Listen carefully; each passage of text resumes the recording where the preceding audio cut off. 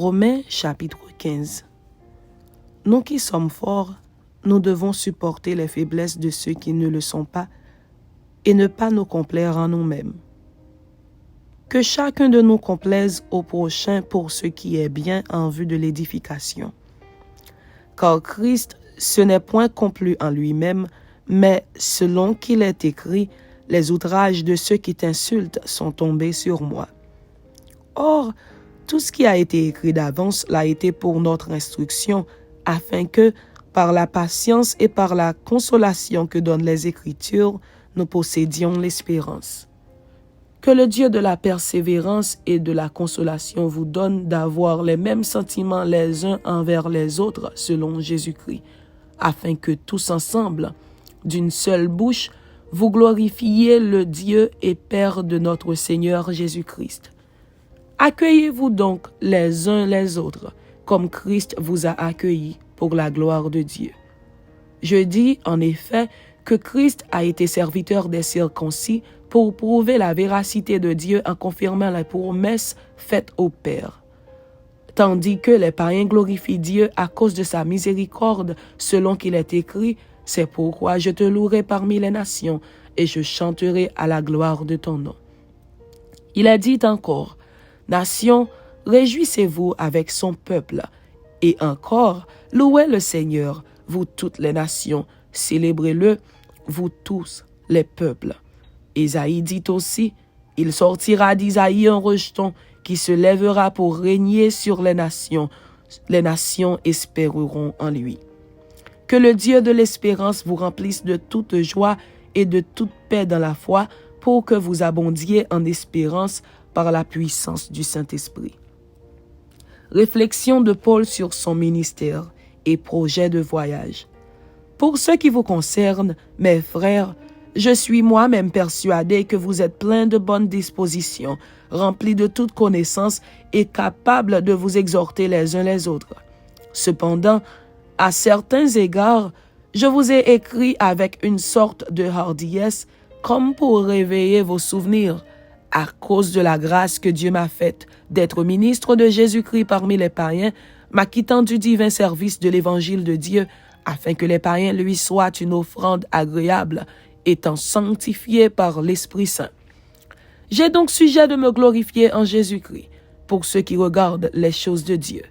Car je n'oserais mentionner aucune chose que Christ n'ait pas faite par moi pour amener les païens à l'obéissance par la parole et par les actes, par la puissance des miracles et des prodiges, par la puissance de l'Esprit de Dieu, en sorte que, depuis Jérusalem et les pays voisins jusqu'en Illyrie, j'ai abondamment répandu l'évangile de Christ.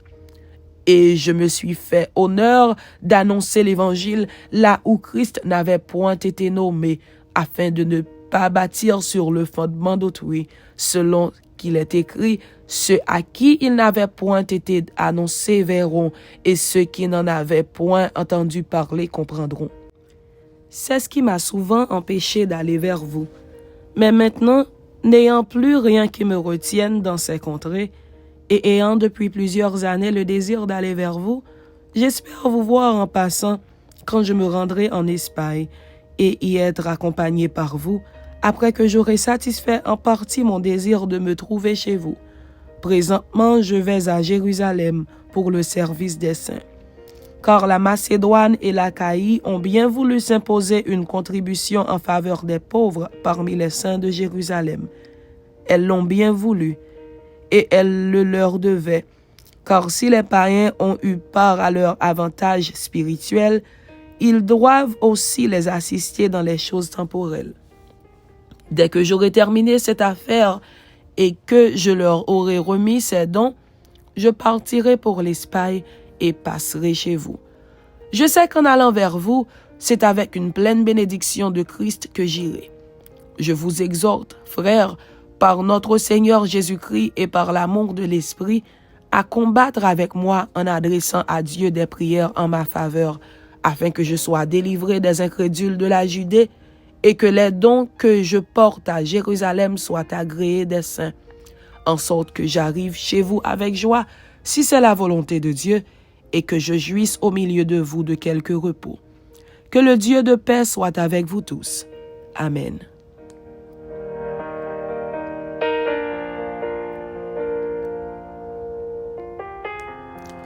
Romains chapitre 16.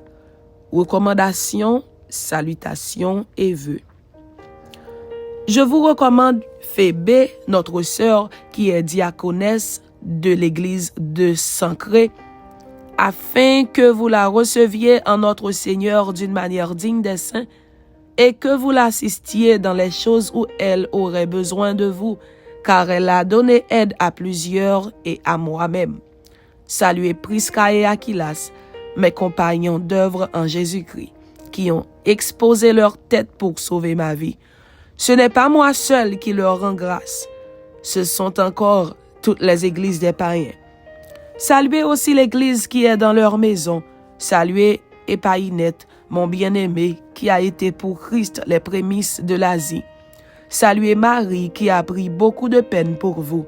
Saluez Andronicus et Junias, mes parents et mes compagnons de captivité, qui jouissent d'une grande considération parmi les apôtres, et qui même ont été en Christ avant moi. Saluez Amplias, mon bien-aimé dans le Seigneur.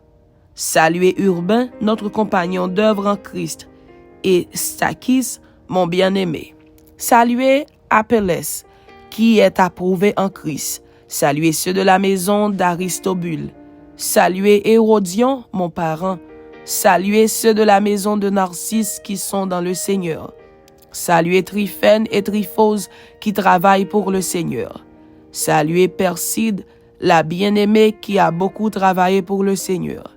Saluez Rufus, l'élu du Seigneur, et sa mère qui est aussi la mienne. Saluez Asyncrite, Phlégon, Hermès, Patrobas, Hermas, et les frères qui sont avec eux. Saluez Philologue et Julie, Nérée et sa sœur, et Olympe, et tous les saints qui sont avec eux. Saluez-vous les uns les autres par un saint baiser. Toutes les églises de Christ vous saluent. Je vous exhorte, frères, à prendre garde à ceux qui causent des divisions et des scandales, au préjudice de l'enseignement que vous avez reçu. Éloignez-vous d'eux, car de tels hommes ne servent point Christ notre Seigneur, mais leur propre ventre, et par des paroles douces et flatteuses, ils séduisent les cœurs des simples. Pour vous, votre obéissance est connue de tous. Je me réjouis donc à votre sujet, et je désire que vous soyez sages en ce qui concerne le bien et purs en ce qui concerne le mal. Le Dieu de paix écrasera bientôt Satan sous vos pieds. Que la grâce de notre Seigneur Jésus-Christ soit avec vous.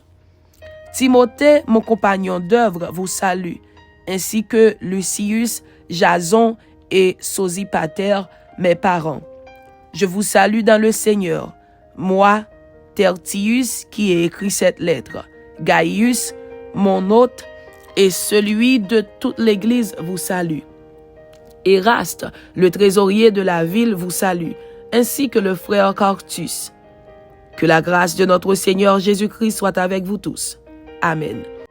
À celui qui peut vous affermir selon mon évangile et la prédication de Jésus-Christ, conformément à la révélation du mystère caché pendant des siècles, mais manifesté maintenant par les écrits des prophètes d'après l'ordre du Dieu éternel et porté à la connaissance de toutes les nations, afin qu'elles obéissent à la foi, à Dieu seul sage, soit la gloire au siècle des siècles, par Jésus-Christ.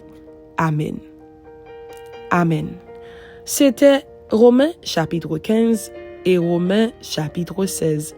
Ainsi se termine la lecture du livre des Romains. Que Dieu vous bénisse. Amen.